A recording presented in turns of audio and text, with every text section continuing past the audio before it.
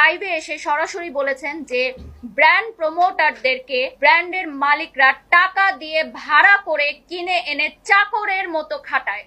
চাকর শব্দটা তিনি উচ্চারণ করেছেন এবং বলেছেন যারা মডেল, যারা নায়িকা, যারা আমরা যারা ব্র্যান্ড প্রমোটার, তাদেরকে ভাড়া করে টাকা দিয়ে নিয়ে এসে চাকরের মতো খাটানো হয়। তার মানে কি আমরা যারা আছি এখানে উপস্থিত আমরা সবাই চাকর? তিনজন মিলে উদ্দেশ্য প্রণোদিত ভাবে আমার নামটি ব্যবহার করে আমাকে হেয় প্রতিপন্ন করার চেষ্টা করেছেন এবং পরবর্তীতে সেই নারী উদ্যোক্তা লাইভে এসে অশালীন ভাষায় অঙ্গভঙ্গি করে, অকথ্য ভাষায় গালিগালাজ করে আমাদের সম্পূর্ণ মিডিয়া ইন্ডাস্ট্রি এবং সামাজিক যোগাযোগ মাধ্যমকে আমি জানি না এটা কোন ভাষা ব্যবহার করতে হয়, সকল নারী জাতিকে অপমান করেছেন। একজন মা হিসাবে আমার বডি শেমিং করেছেন। 2025 সালেও এসে আমাদেরকে বডি শেমিং এর মতো জঘন্য বুলিং এর শিকার হতে হয়েছে। আমার মানসিক স্বাস্থ্যের কথা চিন্তা করে আমি আজকে এখানে এসেছি যে এই ধরনের নারীরা যারা সামাজিক যোগাযোগ মাধ্যমে বুলিং করে থাকেন এবং এইটাই এস্টাবলিশ করে থাকেন যে বুলিং করার মাধ্যমেই ফেসবুক রিচ এবং ফেসবুকের ভিউ বাড়ানো যায়, তাহলে আমাদের পরবর্তী জেনারেশন বা সমসাময়িক যারা আছে তারা এটাই ধরে নিবে যে আমরা সামাজিক যোগাযোগ মাধ্যমে আর কোনো ভালো কাজ করব না, আমরা ঝগড়াঝাটি করব, গালাগালি করব, বুলিং করব, অশালীন ভাষা ব্যবহার করব, অঙ্গভঙ্গি করব, তাহলেই কেবলমাত্র আমাদের প্রচার প্রসার হবে, ভিউ হবে, আমরা ভাইরাল হব। ভাইরালকে একটা নোংরা শব্দ হিসাবে তারা ব্যবহার করছেন এবং আমার নাম তারা বিভিন্ন জায়গায় ছবি সহ প্রকাশ করছেন। ওই ভিডিওগুলো ক্লিপ কেটে কেটে ছোট বাচ্চাদের সামনে অকথ্য ভাষায় ব্যবহার করা হচ্ছে, তাদের স্টাফদের সামনে তাদের স্টাফরাও যুক্ত হয়ে বিভিন্ন অঙ্গভঙ্গি করে দেখানো হচ্ছে এবং তিনি লাইভে এসে সরাসরি বলেছেন যে ব্র্যান্ড প্রমোটারদেরকে ব্র্যান্ডের মালিকরা টাকা দিয়ে ভাড়া করে কিনে এনে চাকরের মতো খাটায়।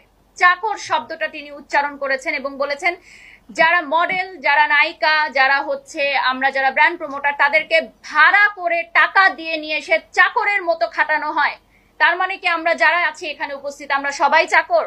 যারা জব করছেন তারা সবাই বসের আন্ডারে চাকরের মতো খাচ্ছেন টাকার বিনিময়ে? আমার বাবা, আপনার মা, আমার বোন কোথাও না কোথাও চাকরের মতো খাচ্ছে। সকল নারী জাতিকে অপমান করা হয়েছে, সকল পুরুষ জাতিকে অপমান করা হয়েছে, বডি শেমিং করা হয়েছে, আমার জিমের ইনস্ট্রাক্টর সহকারে আমাদের অঙ্গভঙ্গিগুলো করে দেখানো হয়েছে, একজন মাকে বডি শেমিং করা হয়েছে, সম্পূর্ণ ব্র্যান্ড প্রমোটার সেক্টরকে ধূলিসাৎ করার জন্য ষড়যন্ত্র করা হচ্ছে। আমি যে সকল ব্র্যান্ডের সাথে যুক্ত আছি সেই সকল ব্র্যান্ডকে হেয় করা হচ্ছে যাতে সেই সকল ব্র্যান্ডরা উঠে দাঁড়াতে না পারে, প্রমোশন না করাতে পারে। যত ছোট ছোট উদ্যোক্তারা আছেন যারা নতুন শুরু করেছেন তারা যাতে ব্র্যান্ড প্রমোটারদেরকে নিয়ে কাজ করতে না পারে, তারা যাতে ব্র্যান্ড প্রমোটারদেরকে নিয়ে কাজ করে ডিজিটাল প্ল্যাটফর্মে হাইলাইট না হতে পারে। এটি একটি গভীর ষড়যন্ত্র। এটা এখন ক্লিয়ার হয়ে গেছে যে এটি একটি গভীর ষড়যন্ত্র। নতুন উদ্যোক্তাদের তৈরি হতে না দেয়া, নতুন ব্র্যান্ড প্রমোটারদের তৈরি হতে না দেওয়া, এই প্রফেশনটাকে ধূলিসাৎ করে দেওয়া, আমার ক্যারিয়ারটা, আমার দীর্ঘ 16 বছরের এই ক্যারিয়ারটাকে নষ্ট করে ধূলিসাৎ করে বন্ধ করে দেয়া এবং সামাজিক যোগাযোগ মাধ্যমে এটাই প্রচার প্রসার করা যে গালাগালি করে, অশ্লীল ভাষা ব্যবহার করে, অশ্লীল অঙ্গভঙ্গি করে ভিউ এবং রিচ করা যায়। তাহলে আর্টিস্টিক বিষয়, শৈল্পিক বিষয় যারা সত্যি যোগ্যতা সম্পন্ন, যারা গুণ সম্পন্ন, তাদের কোনো ভিউ নেই, তাদের কোনো রিচ নেই।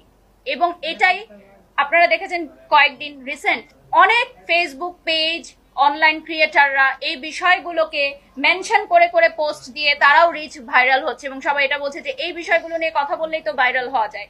তার মানে আমাদের পরবর্তী নেক্সট জেনারেশনের কাছে এটাই প্রচার করা হচ্ছে যে এই সামাজিক যোগাযোগ মাধ্যম আসলে অসামাজিক এবং এটা কোনো সুস্থ স্বাভাবিক সামাজিক যোগাযোগ মাধ্যম হতে পারে না। এটা অসুস্থ পরিবেশ যেখানে একটা মানুষ সারাদিন কাজ শেষ করার পর বিনোদনের জন্য আসে, এন্টারটেইনমেন্টের জন্য আসে, সেখানে এসে যদি সে এই ধরনের অঙ্গভঙ্গি, অশ্লীল ভাষার ব্যবহার দেখে, এই ধরনের শব্দ চয়ন দেখে, আমাদের পরবর্তী প্রজন্ম, আমাদের শিশুরা কি শিখবে? সকল নারী জাতির কাছে আমার এই প্রশ্ন যে আমাকে যে হেয় করা হয়েছে এটার